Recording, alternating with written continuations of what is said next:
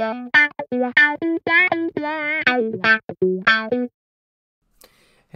I have just read two books this past month of January.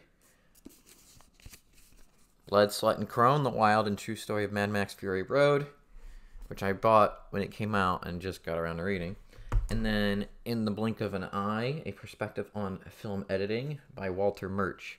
I've had this for 13 years now and just read it because it was required for us to purchase when I was in film school, but we never touched it, never opened it.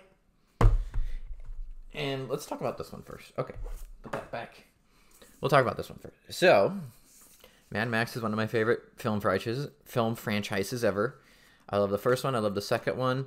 The third one I didn't really like the first time, and then I rewatched it recently. I'm like, it's not as bad as I remember. And then, of course, I love Fury Road. A little skeptical on Furiosa, which is coming out this year. But got this, and it was pretty cool. So, the Mad Max Fury Road film, I knew that it had its problems. I knew very little about it, though. All I knew is that it took way longer to shoot than they anticipated because they were shooting in the desert in somewhere in Africa, Namibia, something like that. I'm white. And I knew Charlize Theron and Tom Hardy had a problem getting along. That is really the extent of the details that I knew. I did not know there would be enough for a whole book, and here we are. Kyle Buchanan documents the whole thing, and there's a lot to get to. I'm not going to recap the book. What I'm going to say is how much I appreciated Kyle Buchanan's method of telling the story. So, instead of just writing it like any nonfiction book, as you can see, it's a compilation or I don't know if compilation is the right word, but you have these excerpts of interviews. I don't know if they were done via email, via phone, via in person, or a combination of all, but it's all done through people talk, it's all connected. So even this isn't people actually having a conversation. It's probably, hours and hours and hours of talking with the people, and then he structures it and combines it in a way that tells it like a story, like a narrative, like you would read it from another nonfiction book. So pretty interesting how he does it. It flows so well. It segues right from the next thing to the next thing pretty smoothly. And he talks to every single person you could probably imagine was involved in a movie. He not only talks to, the hot shots and the top dogs like the director, George Miller, or the cast. He even talks to much of the war boys, who were pretty much all just stuntmen. And he talks to all the people that designed and built the cars. He talks to storyboard artists. He talks to visual effects artists. He talks to, makeup people. He talks to even some of the executives at the studios and stuff like that. Awesome, very thorough, and he does write a little. Like I said, he's got the people that write. He puts these all together, but then he'll have, if he can't, I guess, find a segue, or if he wants to provide a little context, which is usually only at the beginning of a chapter. As you can see, it's written you normally would write, and he'll do it in the middle too. So you got the talking and the talking, and then you got that little blurb there he says. So yeah, if you liked the film, if you like filmmaking, and you like behind the scenes stories, this is for all those people. It's excellent. I don't know if I made any sense talking about it. I don't recommend it enough. It's awesome, and parts of it will freaking infuriate you. When it talks to, so not only did they have problems pre-production, this movie got delayed 3 or 4 times. Not only did they have production problems during filming, they also had problems in post-production, mainly battling heads, knocking heads with the studios, and it's insane what kind of notes they gave them. It's ridiculous. And they even went as far as, you know what? we made our own cut of your movie without telling you, without asking you, and we're gonna go with it. And then George fought for it. He's like, you know what?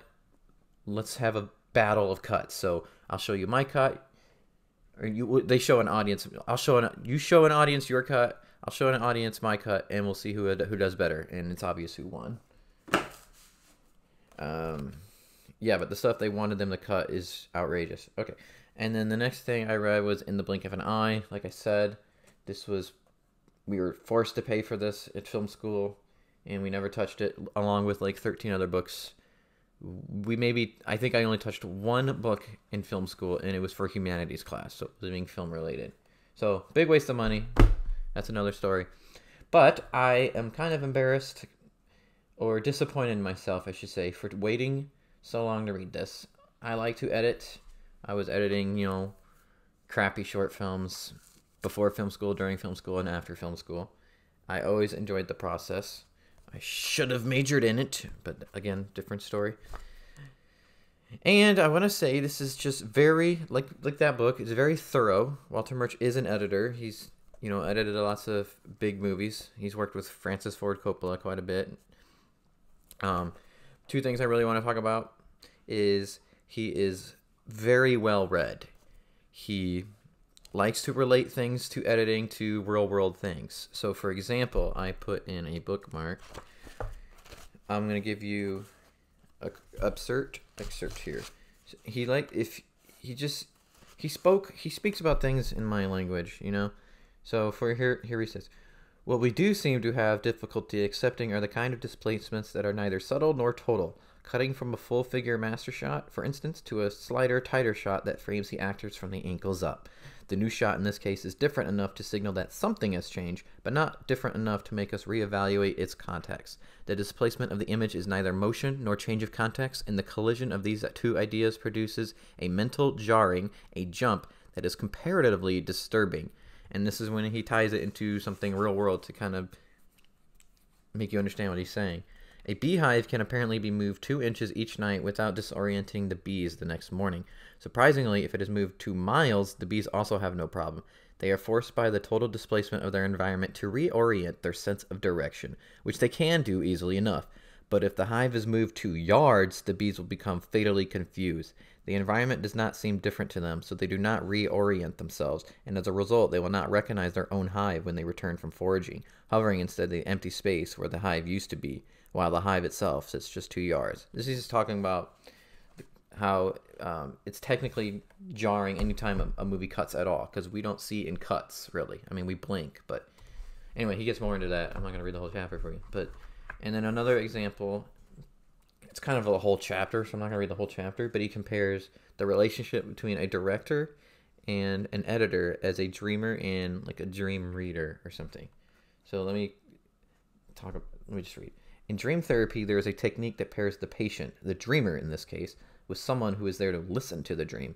As soon as possible after waking, the dreamer gets together with his listener to review the dreams of the previous night. Frequently, there is nothing, or just a single disappointing image, but this is usually enough to begin the process. Once the image is described, the listener's job is to propose an imaginary sequence of events based on that fragment. An airplane, for instance, is all that is remembered. The listener immediately proposes that it must have been an airliner flying over Tahiti filled with golf balls for a tournament in Indonesia. No sooner has this description been offered than the dreamer finds himself protesting. No, it was a biplane flying over the battlefields of France, and Hannibal was shooting arrows at it from his legion of elephants. In other words, the dream itself, hidden in the memory, rises to its own defense when it hears itself being challenged by an alternate version, and so reveals itself. This revelation about biplanes and elephants can prompt the listener to elaborate another improvisation, which will coax out another aspect of the hidden dream, and so on, until as much of the dream is revealed as possible. The relationship between director and editor is somewhat similar in that the director is generally the dreamer and the editor is the listener, and it goes on. But that's pretty interesting. He always puts things in perspective for you to kind of understand more what he's trying to say. But the book goes from talking about his own personal philosophies and his own tips and tricks when it comes to editing, and then the next half is about the difference between analog and digital and electronic film editing and all the differences between them, not just technically, which is the stuff that lost me because I don't know anything about film editing because I am 31 years old in 2024, and even the digital electronic stuff was a little hard to follow. I was able to follow it more than the film because even back in 2004, whenever this was published, or 19 something, 1990 something, I think it's 2004, right? Even digital electronic editing was different then because I'm just doing on my laptop on Final Cut Pro nowadays, so it's still different from 20 years ago. But then he goes then he goes into the philosophical differences between those, and that's when I was back on track. Because I'm more of I'm not really of a technical mind. I'm more of a abstract thinker, I guess. But yeah, definitely recommend if you are a editor or interested in filmmaking or film school, and don't go to film school and stuff like that. But yeah, that's all I wanted to chat about today. Bye. Why are there so many movies?